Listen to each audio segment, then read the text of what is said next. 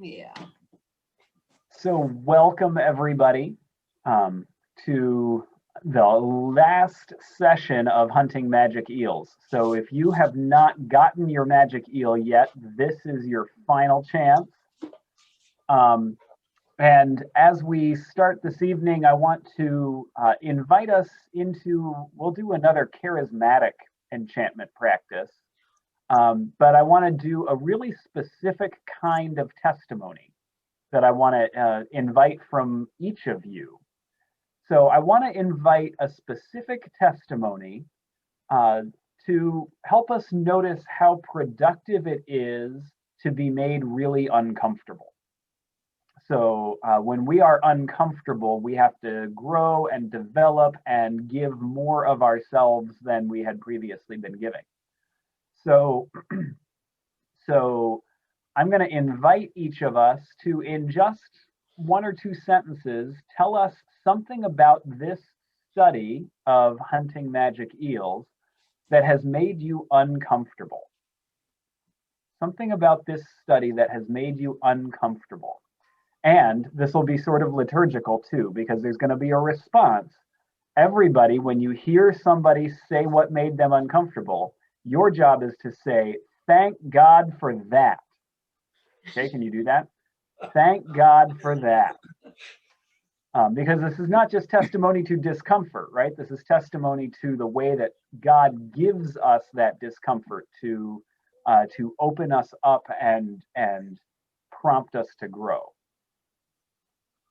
So again, just one, maybe two sentences about something about this study that has made you uncomfortable.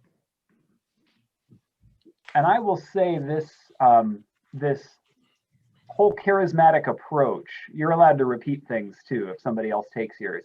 This whole charismatic approach to, man, if somebody thinks that that's where God showed up in their life, then that's where God showed up in their life. That makes me really uncomfortable. Thank God for that. Yeah. That was right, yeah.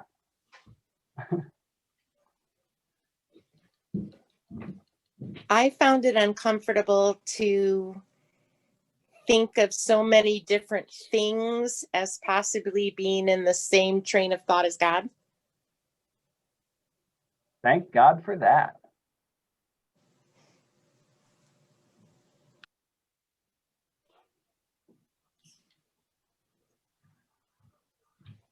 I have found it uncomfortable that so many people, and I'm thinking of my brother-in-law, who is an evangelical pastor, can have experiences in which he finds God that I wouldn't notice or think of and maybe wouldn't believe. Thank God for that.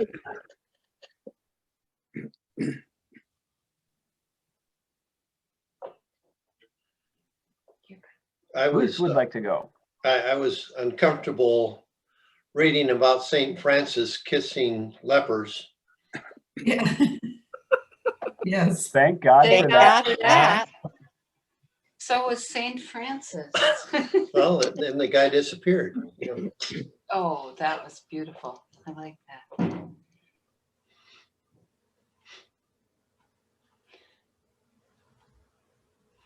I have Go to ahead, be Beth. honest. I have to be honest.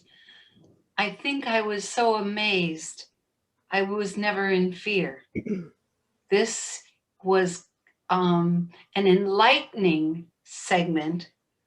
I just take what all of you say as the truth and the sharing that we do. I didn't find anything that made me really uneasy. It made me question, but I'd have to look back at the episodes to see why I was questioning. There was one thing in particular, but it wasn't uncomfortable. It's, you know, I think, well, that's all for now. Thank Thank God God for that.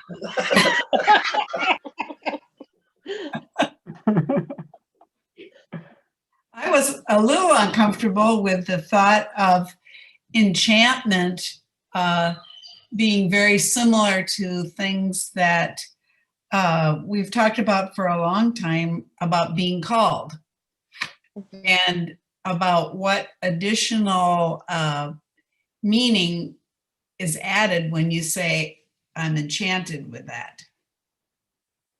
Thank God for that. that.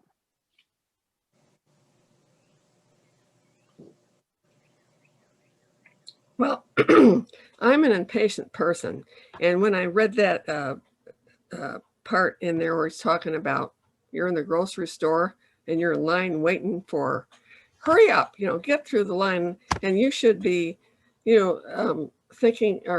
thinking what good is going on. You shouldn't be impatient. Anyway, finding ways to look for the good that's going on around you instead of getting impatient. So I felt guilty that I'm not always doing that.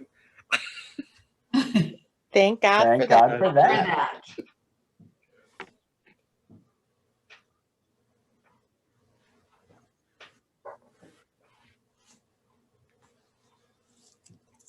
We thank God for all of that holy discomfort that has been brought into our lives through this study. So I want to, since this is our last study, I want to remember where we have been over the past, this is our 5th week. So we talked about enchanted and disenchanted faith. So we talked about enchanted faith that has that kind of magical feel. And as we sort of culturally sort of grew past that sense of magic and the supernatural, our faith has kind of disenchanted. We're not looking for where God is anymore.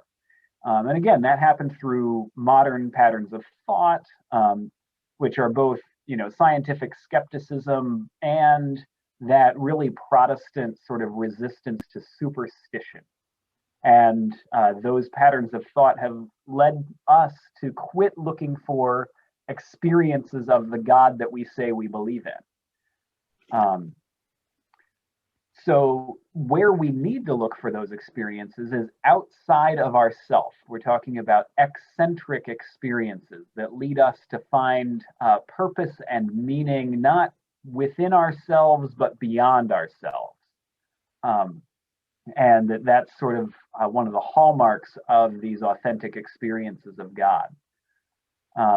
And we talked last week about the way that enchantment is not neutral. It's not just either, oh, you're enchanted or you're not enchanted, but the enchantments that we're looking for in the world, they have content that ideally points our attention toward God. So the question for tonight is, how do we tell which enchantments point us toward God as opposed to pointing us toward something else? How do we discern? To discern is to tell the difference between what points us toward God and what points us away from God, or leads us not to look with clear eyes at God. So which chapter was this? Bad with numbers. Chapter 11, Bev says chapter 2.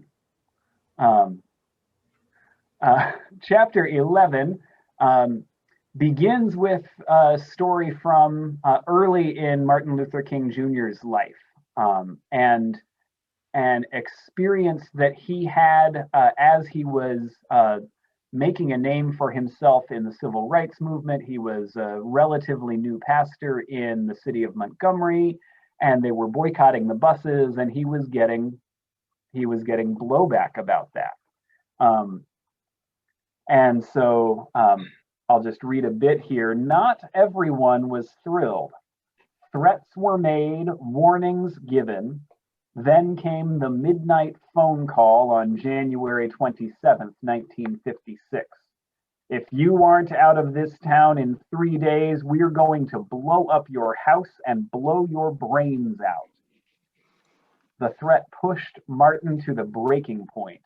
Something in the voice told him that his life was now on the line.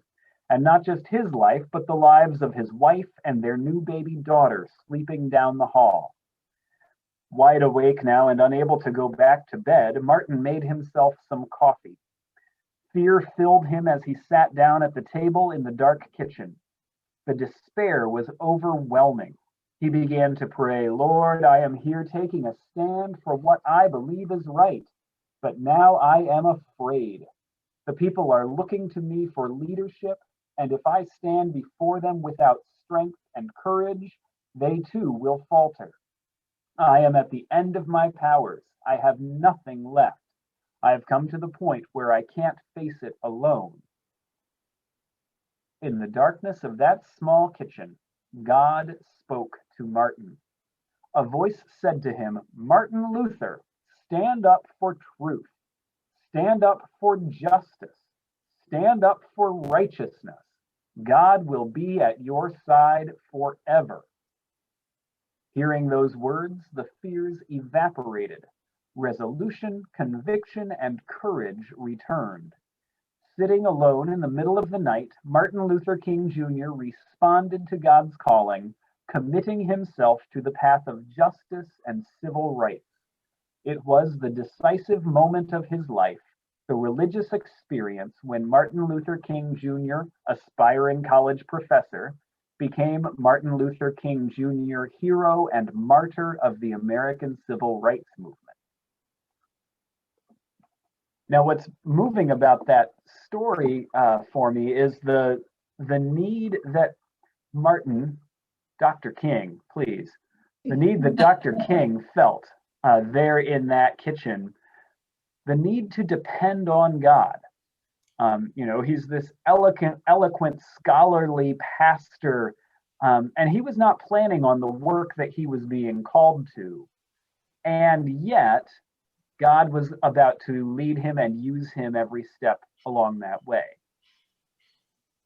So when we say God spoke to Martin, now when it's Dr. King, we understand, that's someone God would spend time speaking to. But when we say God spoke to so-and-so, when we say God spoke to me, how do we know that?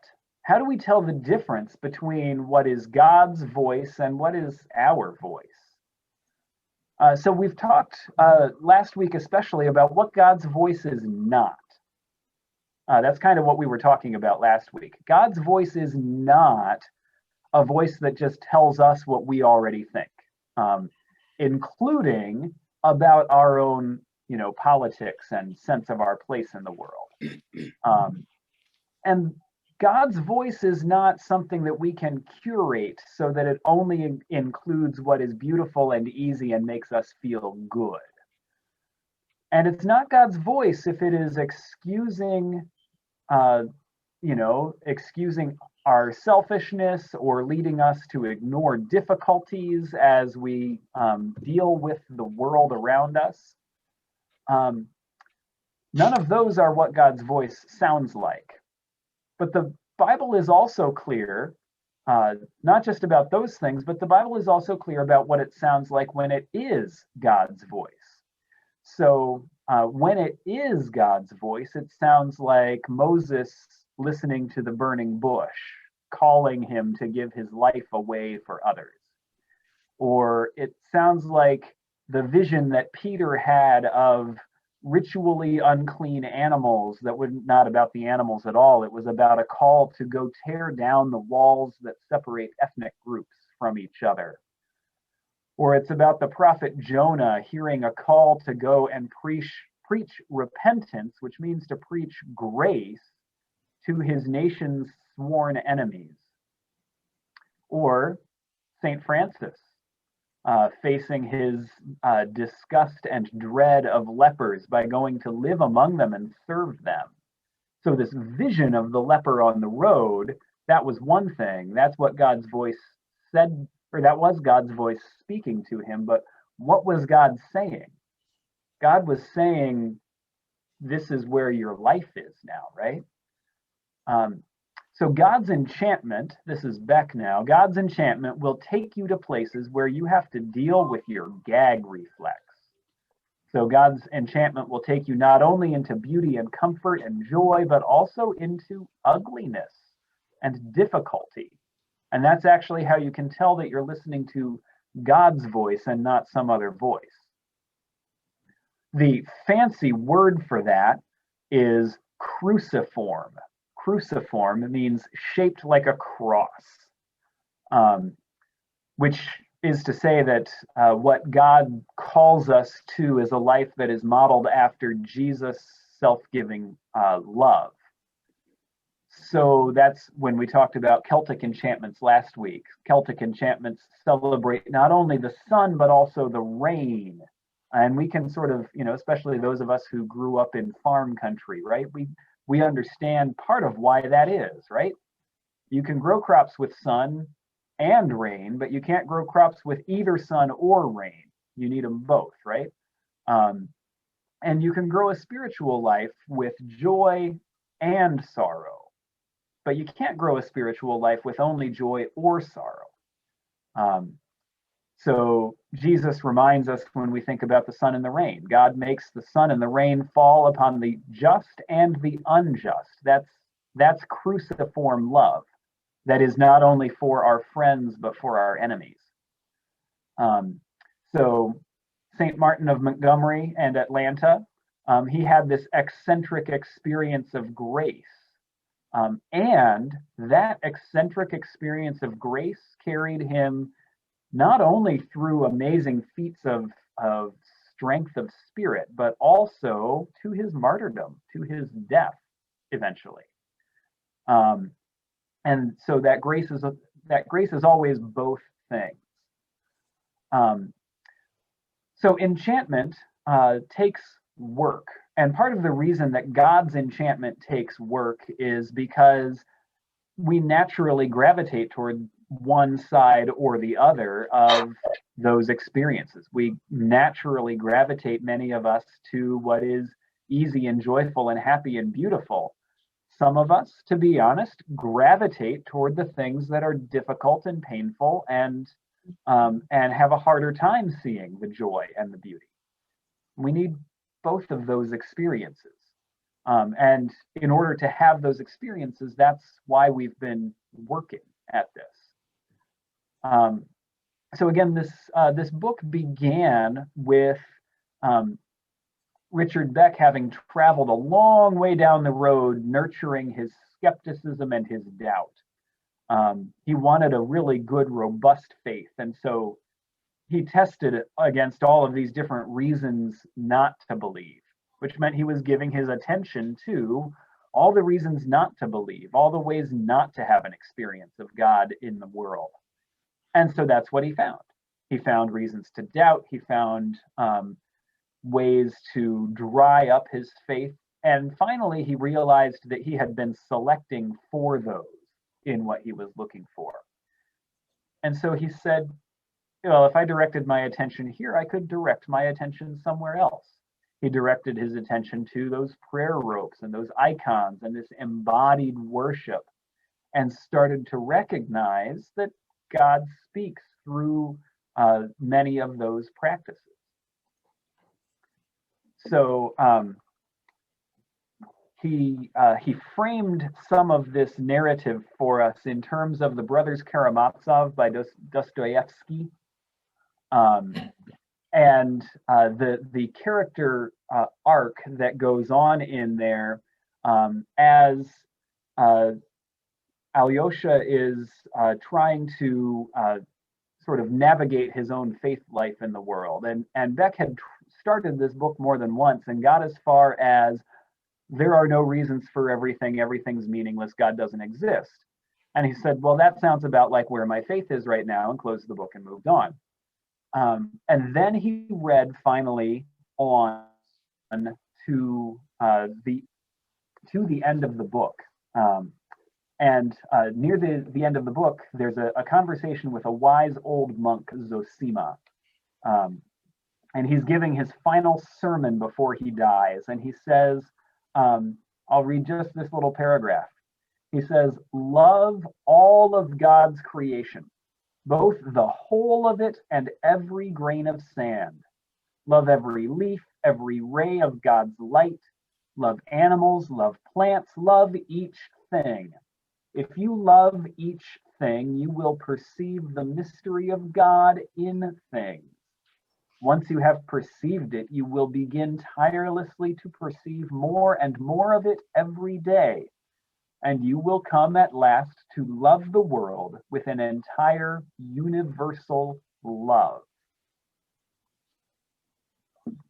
So love is the enchantment of creation. Love is what turns life into a fairy tale. Remember, we talked about fairy tales that open our eyes to see more than what we can just tangibly see. Love changes our perception. So it's apocalyptic, it's revelatory. It shows us what had otherwise been veiled in the world around us. And love is cruciform, that word again. God's enchantment calls us to love the hard and the difficult and the ugly. And so, dear reader, this is my final encouragement. Love like the sunshine and the rain. Ask forgiveness of the birds.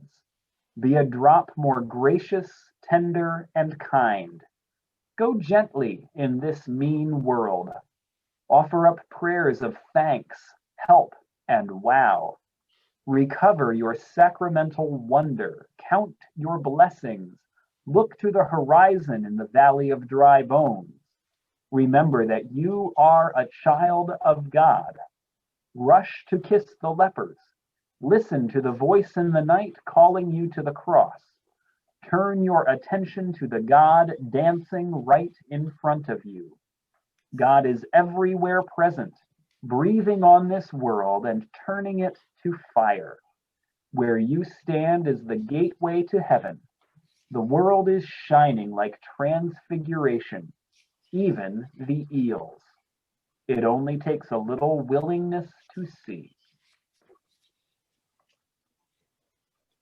So one more time, I invite you to chew and swallow. So I'll give us one brief minute of silence. Notice what you have heard that has interested you, challenged you, inspired you. Notice any questions that have come up for you in this minute.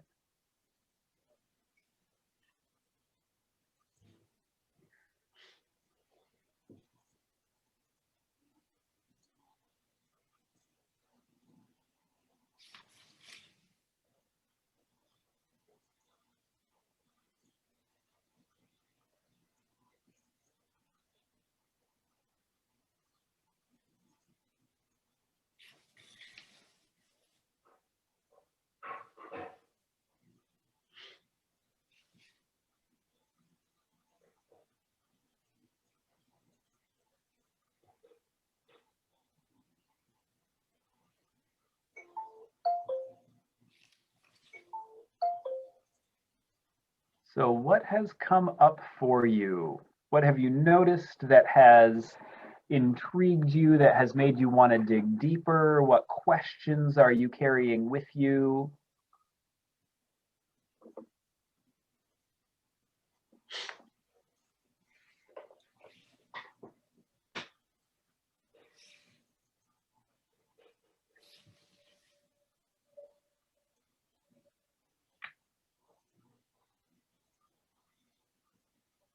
If we were to say that we could learn from denominations or Christians who are much more animated in their faith, is that you understand where I'm going with that, I think? Then how do we tell just ritual from connection? And I know we've been talking about that the whole time, but I don't have an answer yet.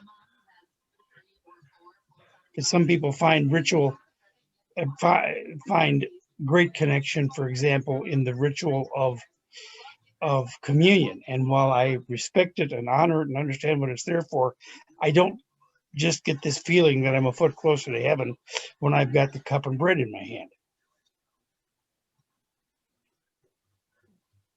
So how do we how do we discern the difference between ritual, and really this could be ritual either in that structured liturgical sense or that big expressive sense, which that big expressive sense has to be cultivated ritually as well. How do we differentiate between that as a form of worship and the connection with God that we are talking about here? And talk specifically about that emotive worship, because that's farther from home for most of us. I will add that, and this is not to knock Catholics, it's a question about how Catholics experience all this. A lot of them, I think, at least traditional Catholics, find that magic eel there in the half hour of the Mass, and then don't think they have to give it another thought for the rest of the week. I think of the scene in Godfather, I think it's 1, but it might be 2, where the killings are all done while Michael is at church, baptizing his grandson or his son or something. And the magic is there in church. What happens outside church seems to have nothing to do with it.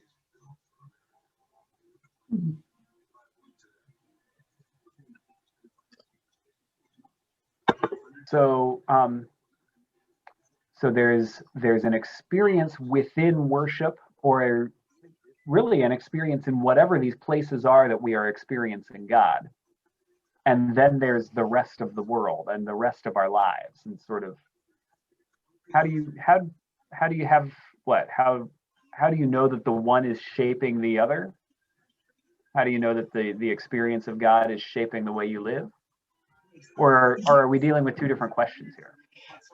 That could be a question. I'm not even quite sure what question I'm asking, except I'll repeat that I don't know how to tell the difference. I don't have the feeling that if I'm inside our building, that things are much different, except that we've gotten together to talk and celebrate. And if I happen to be having a bad day and I don't pay a doggone bit of attention to the sermon, that's okay. It'll work out later in the afternoon.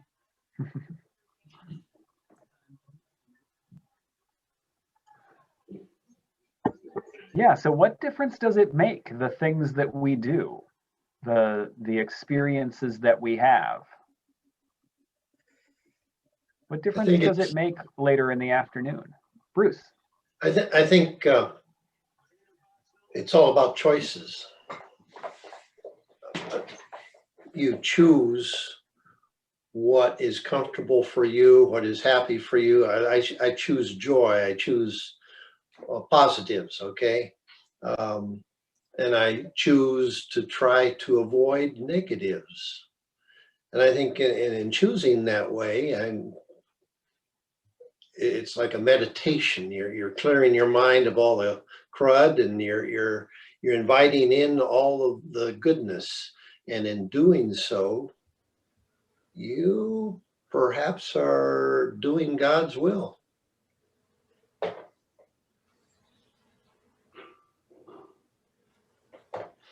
Just show of hands, how many of you got an email from Bruce with a 4-minute video? Most of you. Okay, I didn't know whether I was the only one who got it. I sent it to everybody.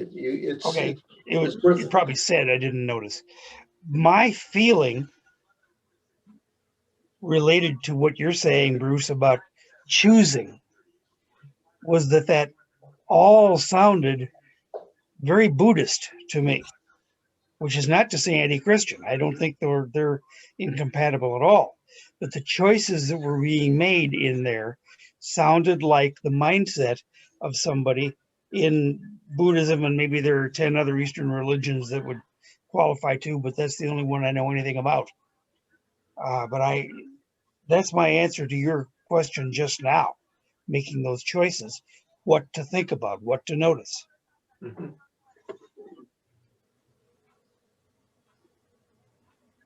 Yeah, and I think part of what Beck is inviting us to do is to be choiceful about where we put our minds and our attention. So, and I think he doesn't say anything about Buddhism in here. I can't remember what he has said about Buddhism in general. He does not seem to be a Christian exclusivist.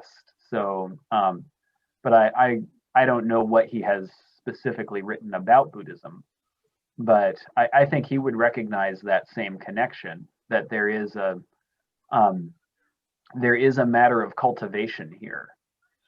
And cultivation, incidentally, is probably a better translation of the word in the Buddhist scriptures that often gets translated meditation. And that means that cultivation happens in more than just sitting quietly in a room.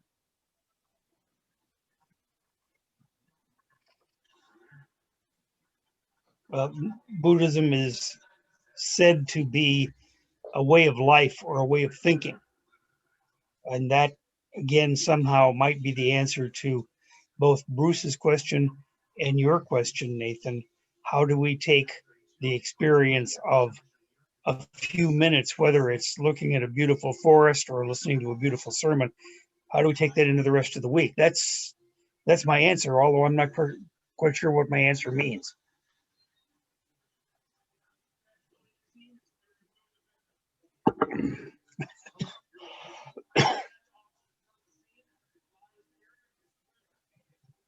Other things that have come up for folks as we've been going through this material these weeks. Perry and I watched a documentary or a series, I'm not sure which, on CNN this morning called United Shades of America. And it was about mostly spoken by minorities, a lot of Black voices. And one of the things that has stuck with me throughout the day is a young woman who was Black who said, "We watch the war going on in Afghanistan as if it's another world and it's not something we ever experience. But I wake up every morning feeling like I live there, because when my kids walk out the door, I don't know if they're going to be attacked by a terrorist that we call police and not come home that day." And having 3 grandkids that are Black makes me worry about them. And especially, Chris is turning 14, and I have to think he is the quietest, most gentle-spirited person I know. But what happens when he goes to high school next year, or a couple years from now when he's in a car with somebody? How do I keep him safe from that? And what would happen to my religious belief if he isn't kept safe? Like, I grew up with all these thoughts going on, and right now Christianity is being divided by Black Lives Matter. And I look at how police are enforcing laws and not enforcing laws, that they're acting not to keep peace, but a lot of people are getting shot in the back. And I'm just questioning so much right now, and looking at this book and listening to the discussion, I keep going back to, what do I contemplate? Like, how do I get up every morning and find joy and hope and love, and then have all this going on around me?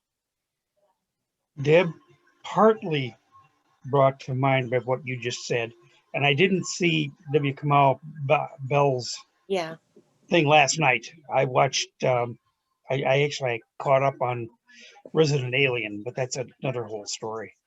And if you haven't seen that, go binge watch it. It's Definitely one of the better shows that have been on in recent years. Anyway, I think of the emphasis from Black Lives Matter, or if not from the group, then from what they're bringing up, about how they have to constantly live the realities that you were just talking about. And I don't. Right. I can walk out of the house in the morning and not wonder whether somebody's going to shoot me because I'm white. They don't have that luxury. Maybe that's where this insinuates itself on our lives.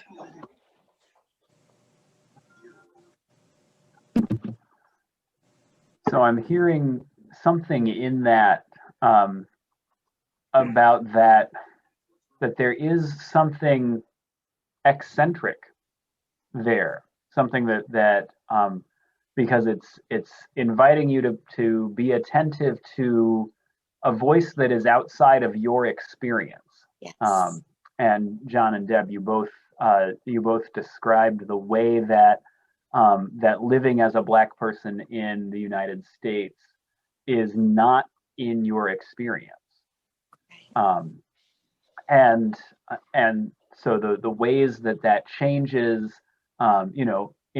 for their experience, it changes how the world looks from that perspective. But hearing that voice is also pulling you out of your perspective. It's pulling me out of my comfort zone. Knowing that Martin Luther King felt the way he felt the night he had that enchanted experience, that he was 25, and I was guessing he was a whole lot older. I think he aged during the years he was front and center, like presidents do.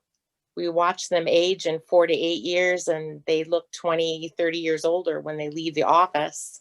I think Martin Luther King must have experienced that same thing. I had no idea he was that young.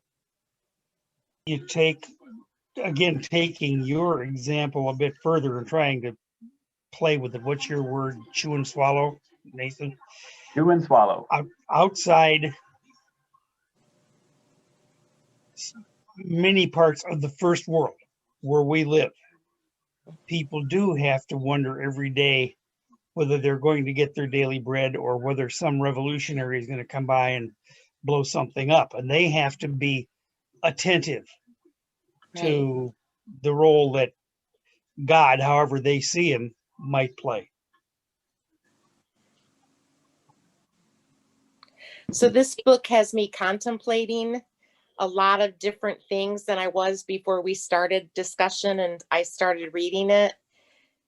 And it's the same thing that when you come back from El Salvador, we hear from one person after another of how incredibly thoughtful, how grateful, how loving the people in El Salvador are. And yet, by any one of our standards of living, they're poor and unlucky. But they don't see themselves as that way, and we don't see them as that way because we've gotten to know them. But I know everybody that comes back talks about selling their houses and selling all their belongings and trying to live a simpler lifestyle.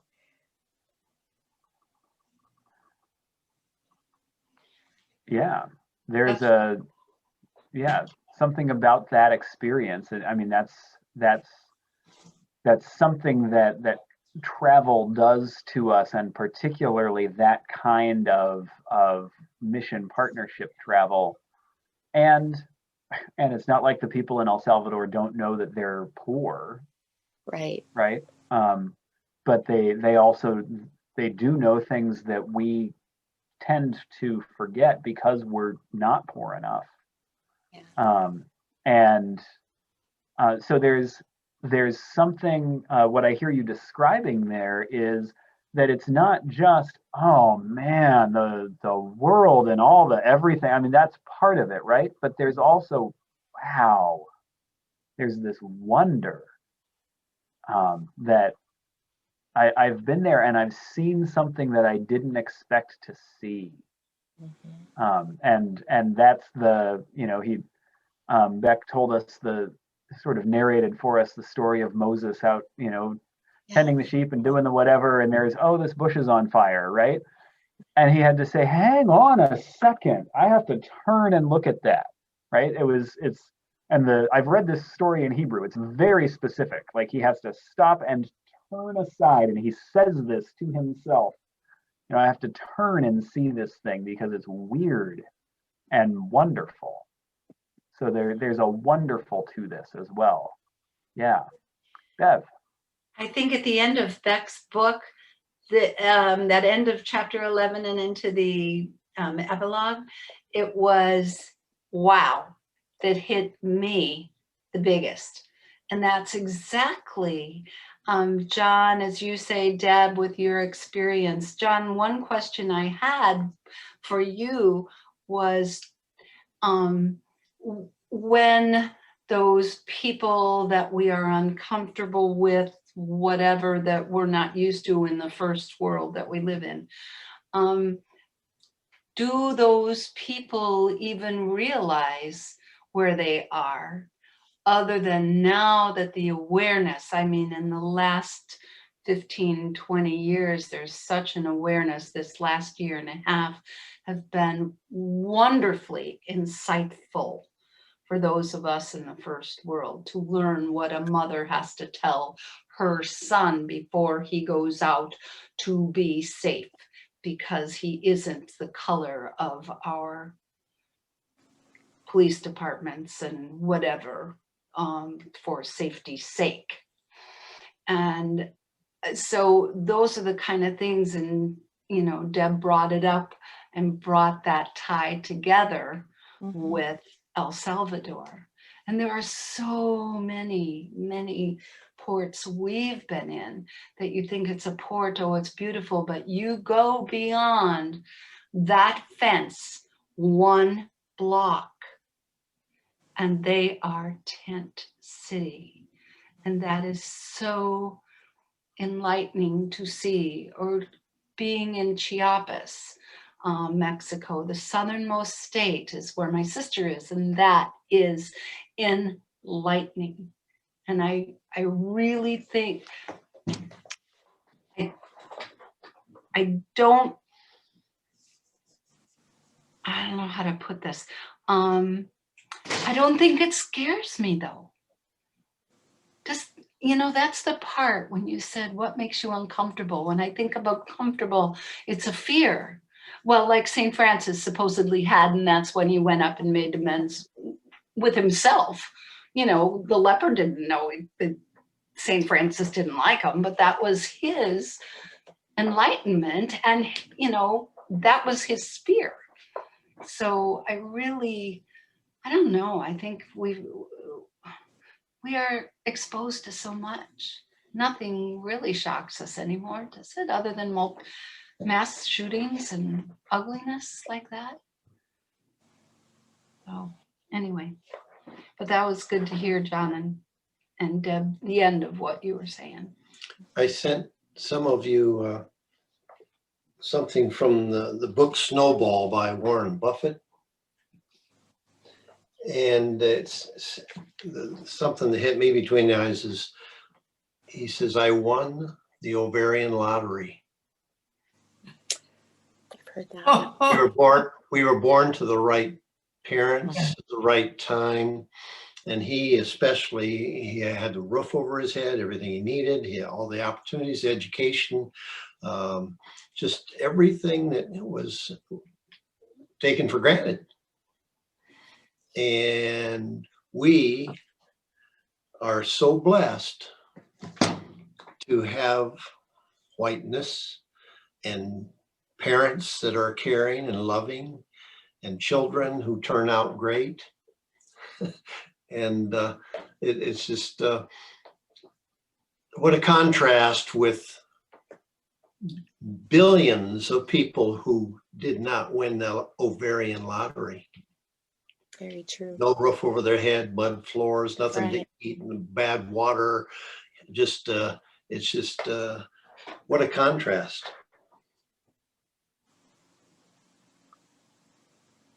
And in being Christian, we're not luckier. Well, I mean, I guess we're lucky to have won that lottery, but we're not more blessed, and we're not better than the people that didn't win that lottery. And that's the part you have to keep contemplating and keep in front of you. We're not better. We are the same, flesh and blood. Right. And that is a very And that's why I keep doing these classes. I keep trying to get it through my thick skull that I'm not better and I don't deserve more. But I've got to reach out and keep showing that love to as many other humans as I can.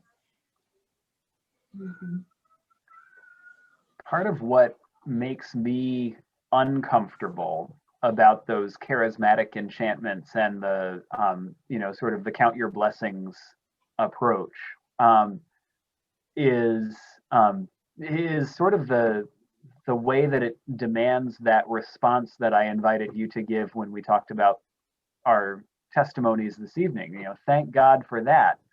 And there's one of the really strong arguments against all this enchantment stuff is the idea that if something good happened and I say, oh, God bless me with such and such, and somehow that the argument goes that is implying that God did not choose to bless our neighbors in San Isidro with something that good, with something that they needed probably more than I did, right?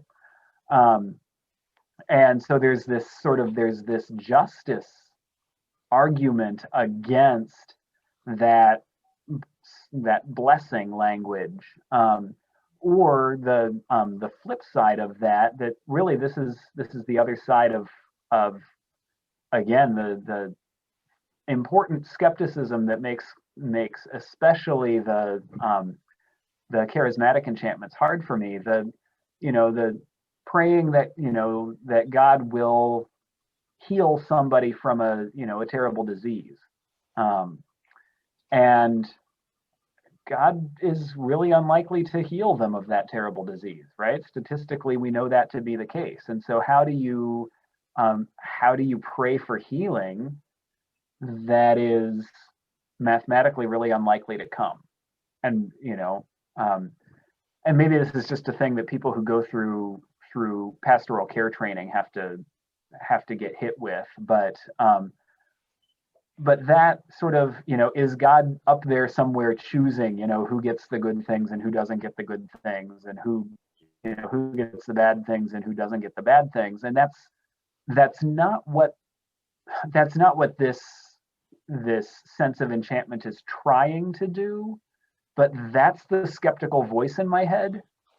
And so when we so Warren Buffett makes it not that he was blessed to be born when and where and how he was, but he won the lottery, right? And the ovarian lottery in this instance, right? He's won multiple lotteries worth otherwise of the dollar lottery, but that this was random, right?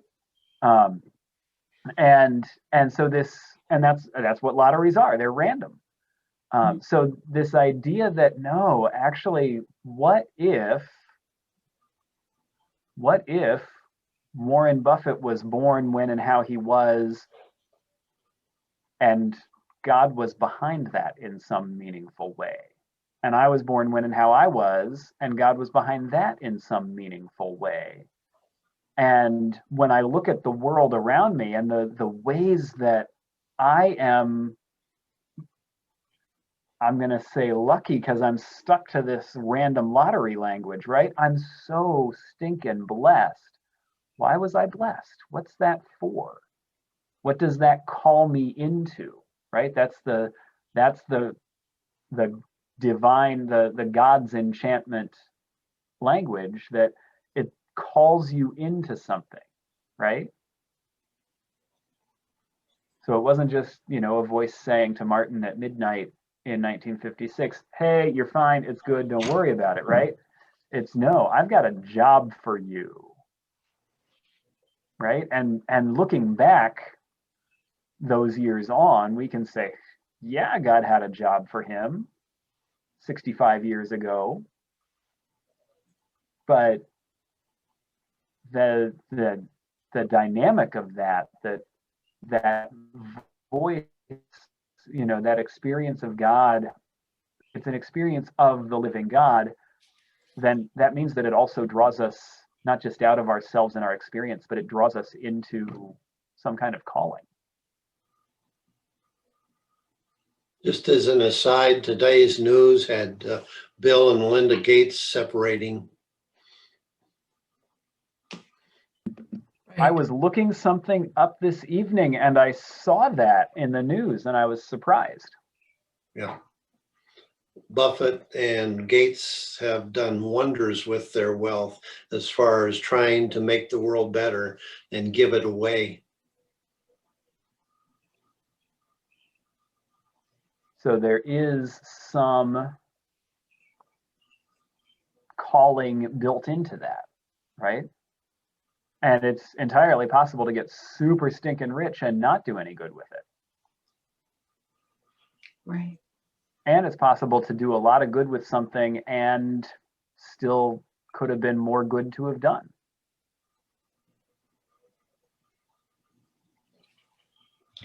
There's always room, I think, for us to learn. And I think thank yous. Not always, I don't always consider thing a blessing. My response is always, oh, thank you, Lord, for that. And I don't, maybe I'm just scaring me. Maybe I don't see the questions. I like Beck's very final paragraph. It kind of, I thought, summarized things in a very simple but powerful way. Love like the sunshine and the rain. You know, now that gives you pause. You know, it's everywhere. And love, add to that, add to the world's sunshine and rain. And I also like, go gently in this mean world. That really struck me. You know, there's all kinds of challenges, but just go gently, walk gently. I thought that was meaningful. And be a drop, more gracious, tender, and kind. That's all he's asking. Just be a drop, you know, just get, yeah, just like that. Just get, you know, get yourself out there. Recover your sacramental wonder. And I thought this book was great, you know, especially on that score. You know, looking at experiences of people through the centuries, and keep that going. Look to the horizon in the valley of the dry bones. I like that. These images are great. He is really great. Picturesque, isn't he? Yeah, I mean, it's easy, the picture that he's presenting. And rush to kiss the lepers. Not just, you know, oh, make sure you have that experience, but rush out there. Oh, geez. That's right. I always think about that when I pass by someone that's at the corner, you know, with a bucket asking for cash. And boy, that really just kind of shakes me up every time. What is the situation? I usually put stuff in. If it's a hoax, then it'll work out some way. If it's not, hey, maybe that's lunch. Nathan, oh, go ahead. Oh, I was just going to say, someone suggested, we have a friend that we met on a cruise, and he is doing good by helping those that he meets along his way. He's now got a foundation, and he is using donations to help those people on the corners and the people standing outside of Walmart with a basket that they're not allowed in because they stole food. I mean, there are different things there, but oh, I forgot what I was going to say about it though, Marilyn. It was direct with what you had, and you just never know where you're going to meet that. And when I drive to Beaverdale to go and get my granddaughters and bring them back here, there's one at 42nd and the off ramp of 235. There's one at the corner by US Cellular and Sprint on 42nd and University. And there's also another at the bottom of 22nd Street when you get off to turn left to go towards Ashworth. And they switch places. And I have also given, and Bruce is skeptical of that. And I wondered, does anyone have the answer? John, maybe you know. Is that a hoax? Are those men hoax? But I wave to him now every time and they're waving back. And I feel that, you know, he doesn't remember me from up, I'm sure. But it's just a friendly wave and a smile. You know, I don't know much about. So, John, do you have an answer? Do you know? The answer I have in my mind when I drive past those people, which I do, Okay. is that I can try to do my part by giving other ways, notably through the church, and try to help in possibly more constructive ways. I don't think there's anything more hoaxy than somebody says he can probably make more money holding out a bucket than he can going to a minimum wage job, but I don't know. But That is their job. That's my own rationalization. right, but I didn't know if that ever came through anything you've experienced with law, as far as, is it a ring? Is it a what? A ring? A ring, you know, like a, Like an organized group yeah. Oh, that does Yeah, that? led by someone who's dropping them off or putting them on bikes and sending them. I've Nathan, do you wondered, but I have a have thought? no idea. I've wondered, but I have no idea. I'm I sure have they no- know each other. So when Emma was a little girl, like 3 or 4, there was a guy that stood by the off ramp on Merle Hay Road and off of I-80. And we were always on the wrong edge of the street. So she was really worried about this guy. And we live about 6 blocks from that corner, half a mile at the very most. We got home and she started getting bread out and bologna, and she was going to make sandwiches. And then she got a box and and I'm just watching her amazed. I mean, she was fast. She was making 8 bologna sandwiches and wanted them in a box. And we had cupcakes, and by golly, cupcakes had to go in there. And she wanted to go back and give them to this guy. And so I'm thinking, he probably doesn't want bologna sandwiches and cupcakes, but I want my kids to always be looking out for others. So we got in the car, we drove back, made sure we were on the right side of the street. That man was the kindest, nicest, most grateful man I have ever met. And Emma still thinks about that, and we still try to give whenever we can. I too, like you guys said, try to give through organized missions and hope that it gets to them in some way. But bologna sandwiches and cupcakes is our motto here. That's That's a what I great was going story. to finish that story with, is that he made lunch for 40 people and Right. handed it out. And it was simple food. It was sandwiches and a bag of chips and a Awesome. bottle of Yeah. water. Yeah, bottle of water even. And just keep it in, he just keeps it in his van. And I thought, Okay, you know, that's not cool. a bad thought. Nathan, No, that's not. yeah, yeah. A little over a year ago, a year and a few months, we attended a meeting, excuse me, and Joe and Jackie Stevens were the invited guests. They're the founders of JAPA, and they told us a lot about their organization. One of the things they mentioned was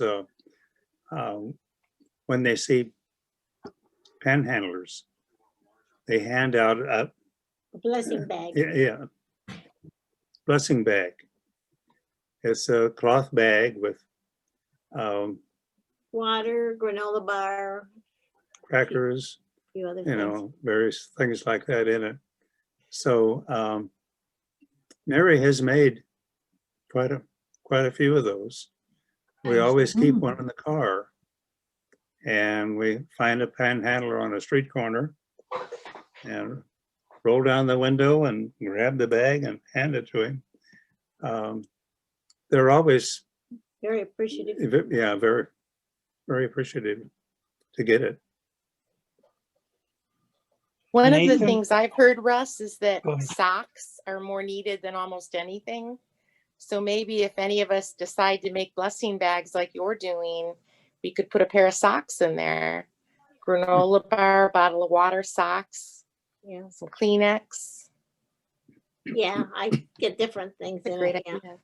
Yeah, yeah. Nathan, I am going to ask this question only because you have more training in comparative religions than we do, I think.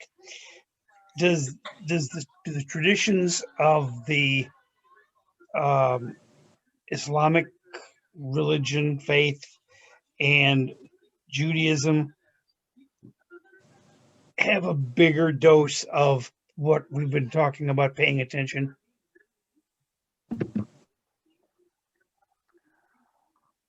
That's an interesting question. Each of these, as if religions are, each of them in their own little box and they never interact with each other. Each of them are sort of they have different practices of attention. And so Judaism and Islam both are much more sort of concerned with the particulars of how you live. So Christianity has this very sort of anti-law posture relative to the foundational texts of all of Scripture. It puts us in a really weird position, but we want to put the 10 Commandments on a pedestal outside a courthouse, but we don't necessarily want to live 9 of them. And so there's a complicated posture that we have to telling us how to live, right? We want to say, love God, love your neighbor, nothing else matters. As if nothing else matters. And we do a lot of theology. We do a lot of thinking. Both Judaism and Islam have very sort of experiential traditions and practices as well. But all the time we spend thinking about theology, right? Getting all of our doctrine right. Judaism is really sort of what Judaism does in place of theology. They do theology, they have teachings about God, but what they really have is the law. They have reflections on how did God tell us to live, 613 commandments that the first century rabbis sorted out and said, okay, these are all the commandments, and they include things like, don't harvest your fields all the way up to the edges because the outside of your field is for the sojourner and the orphan and the widow. So people who don't have income should be able to walk up to your farm field and take your grain. It's in Deuteronomy and Leviticus, I think both. Islam, in place of theology, has jurisprudence. So it sounds a lot more like, again, how do we behave relative to each other? Now, there are also traditions about, 99 names of God. And so, ways of understanding and picturing who God is. And what really matters is how you live. What really matters is, and really specifically, how you interact with other people. And so these are different sort of approaches and angles into this. I will say, and I struggle with this and never do it the way I intend to, but what do you do with panhandlers? And I'm in the really I'm in the enviable position of spending my work day inside an institution that people come to ask for things. So I don't just have to go past an intersection. And so I'm just going to read a little bit. This is from Luke chapter 6 for y'all. Jesus has just said the Beatitudes. You remember those, right? Like, happy are the poor and happy are you who hunger now and weep now and blah, blah, blah, all that stuff, right? And then he goes on and he says, this is Jesus talking. But I say to you who are willing to hear, love your enemies, do good to those who hate you, bless those who curse you, pray for those who mistreat you. I'm getting to it. If someone slaps you on the cheek, offer the other one as well. If someone takes your coat, don't withhold your shirt either. You were with him all the way up until now. But here's what he says next. Give to everyone who asks, and don't demand your things back from those who take them. And then wraps that up with treat people in the same way that you want them to treat you. But that little commandment, it's a commandment, right? Jesus is giving instructions here. Give to everyone who asks. And I totally don't, right? If I'm trying to earn my way into heaven with this, I'm not getting there. That's not what these instructions are about. But give to everyone who asks, because it's so dang short and so easy to follow, or at least easy to know whether or not I'm following it. There's a discernment practice right there.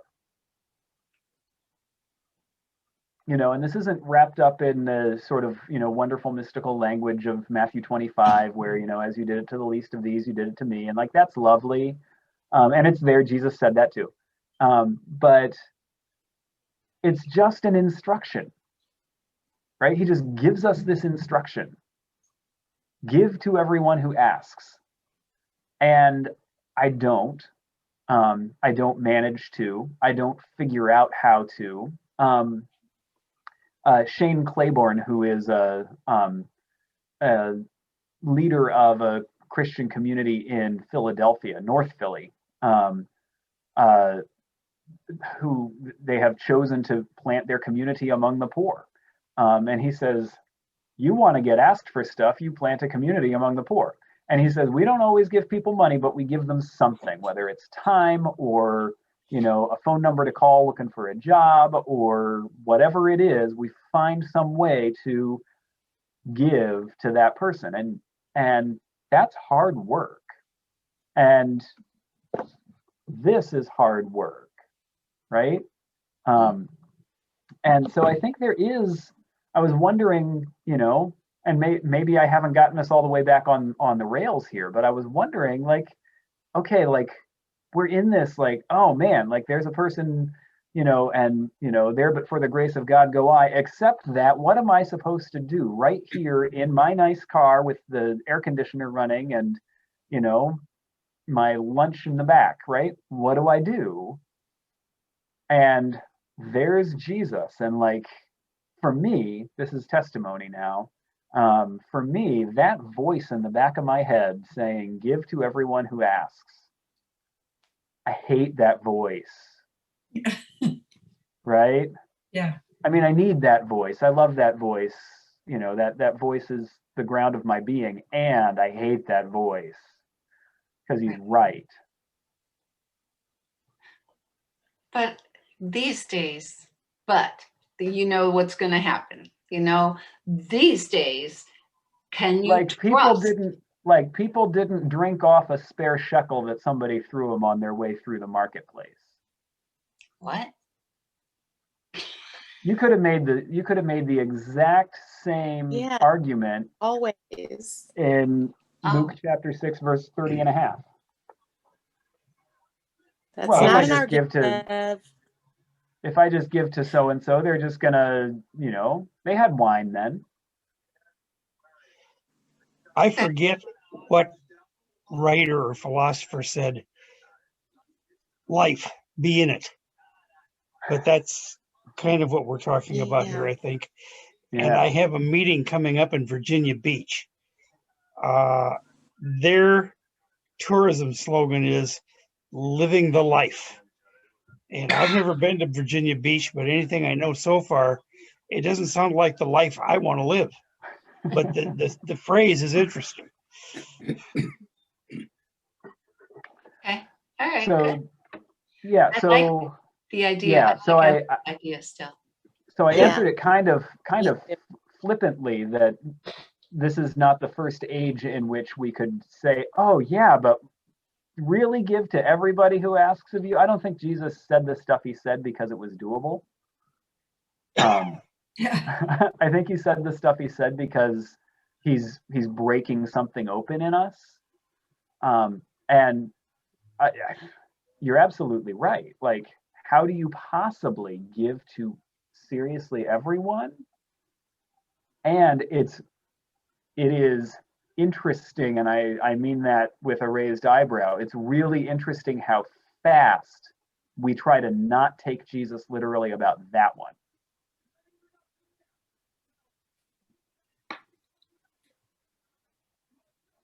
It does strike me, though, that if I become a hermit and give away everything I have, then I can't give to anybody.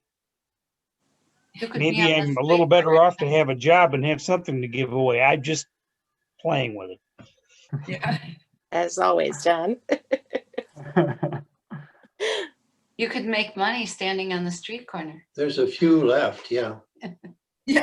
That's right. And you can Clever, Bruce. share. But I get it. Thank you for that. Bev, I like what you just said. What's that? You could go live on the street corner? No, you could make money living on a street corner. And then I thought you were going to follow that up with and give away what you don't need. That would work too. That was If you have a good That day, was the buy point. your buddy at the mission Yeah. a sandwich. Nobody That gives was away my their extra. Nobody gives away their extra faster than poor people. Let me tell you. Warren wants to get in. Yes.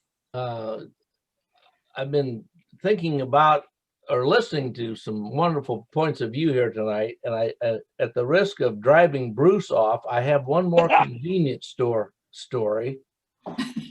I had my store for 8.5 years, north part of Des Moines. That's now ML King, used to be Harding Road, between Hickman and Euclid. And as you can imagine, I had opportunity for people to approach me on wanting some credit for gasoline, primarily to get to work.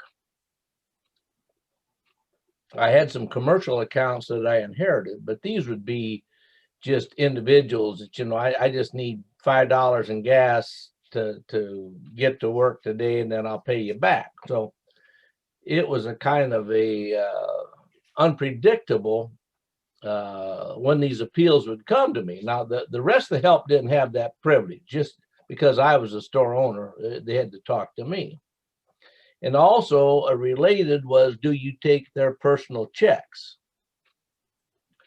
So I ended up taking personal checks, and I ended up extending credit for gasoline. I didn't extend credit for your cigarettes or your beer or anything else that was in the store.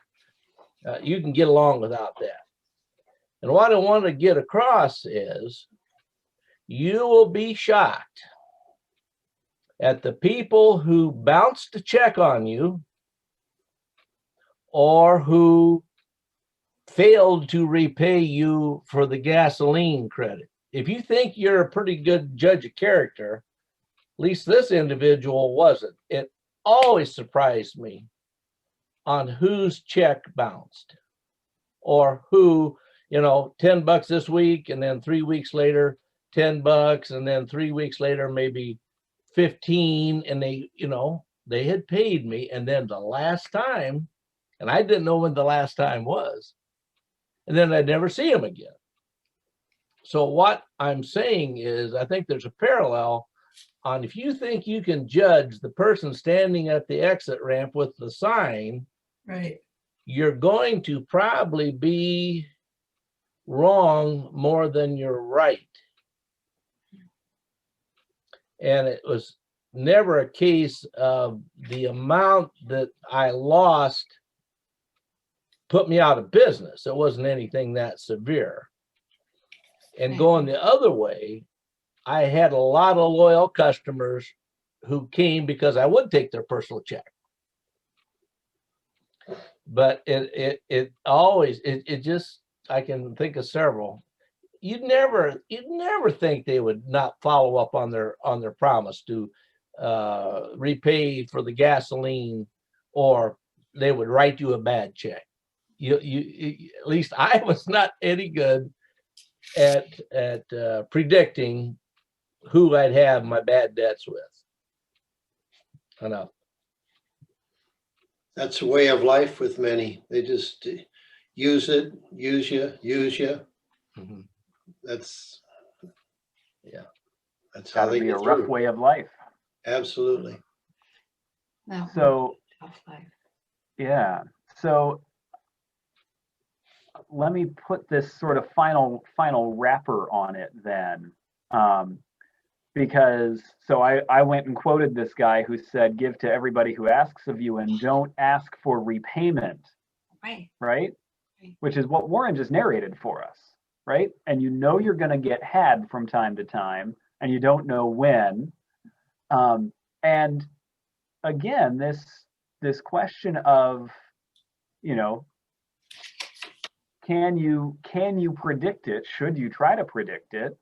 You know, and this is, you know, this instruction here is coming from a guy who, you know, he failed spectacularly at just choosing 12 honest people, right? And so he's not, you know, if we're looking to Jesus for like good advice on how to live successfully, we have to remember this guy made it to 33 and got killed for it. But And he had insight more than we do. he His had dad insight, knew but what? everything. Oh, his dad! Yeah. Come on. Grandpa. But here's this guy, and you know, I'm getting a piece of this. I'm really getting enchantment from that teaching, that specific teaching of give to everyone who asks of you. And it's not from hearing the teaching, right? But it is the teaching is so simple. And then I tried it, and I can vouch for everything Warren said, that there are people who I don't take personal checks because I'm not a convenience store. You know, that he'll get had from time to time. And I'll tell you, I'm doing this with your money, by the way. I gamble with the house money. Right. It's the discretionary fund that y'all fund. Thank you for that. And I get had from time to time. I will tell you that up front and clear. I do get had from time to time, and I would do it again because there is something in the giving. Right. Like That actually, it's not just that Jesus told me to do it, right? There's something in the giving that lets me know why Jesus told me to do it. And so Jesus isn't giving good advice. Dr. Beck, he doesn't go by Dr. Beck, is not giving us good advice, right? The invitation is not to, you'll be successful this way. The invitation is to try this and see what you notice about where God is in the world. And that's why I keep giving money away, your money. I give my money away too, in other contexts. But part of what that's for, and part of what that does, is that it's a attention practice. It's a way of saying, I'm gonna see where this goes. I'm gonna let this play out. And you know, a lot more people might come to my convenience store because I'll take their personal checks, even though I'm going to lose on some, right? Even though some of the checks are going to bounce, or I'll extend them credit, even though some of the people are going to default.